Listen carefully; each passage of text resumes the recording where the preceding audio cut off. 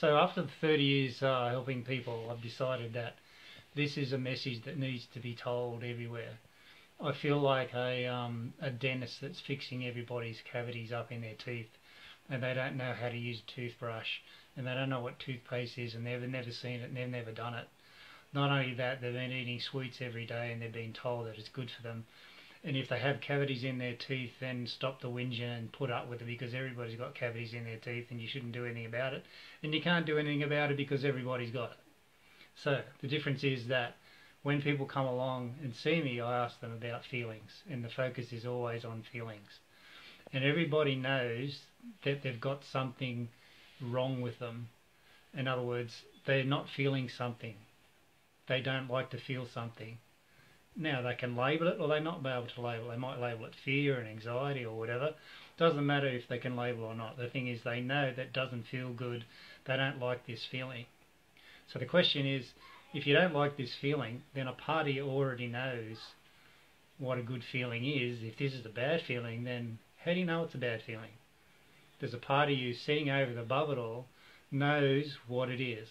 So in other words, there's a part of you that knows what love is, and it knows that this isn't it and that isn't it. And it comes to a point in life when they'll say to you, I've had enough of this feeling, I don't like this feeling.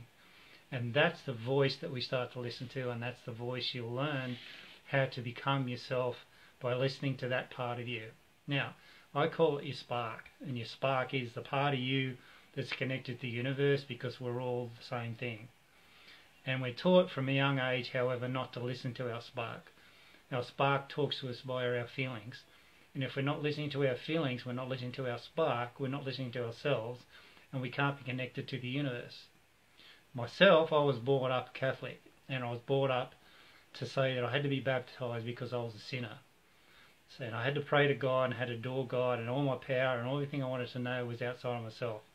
God was outside of myself. You went a problem, you had a priest or a doctor. You had no indication of how to work it out yourself.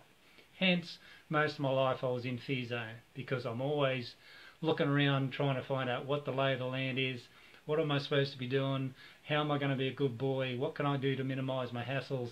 And so as a result, I'm always feeling afraid. And my body's feeling afraid because I've got colds and a flu and wheezing, and I get sick because I was in that zone 24/7. After a while in my life, I realised that, okay, how about the proposition that is, you're not a sinner and you're not unworthy, and you don't have to pray to God and you don't have to adore God. There's a spark inside of yourself which is the same as the universe, and you left the mothership, and the mothership wants you to be the same as the mothership. In other words, it wants you to listen to the love and the spark inside of yourself and rescue and embrace and understand all the parts inside of yourself that don't know what love is.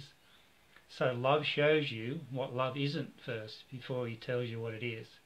So the part that sits above it all, the spark, and understands that this isn't it and that isn't it, what we do is that this spark sits above it all and says, you're feeling afraid, you're feeling lonely, you're feeling sad.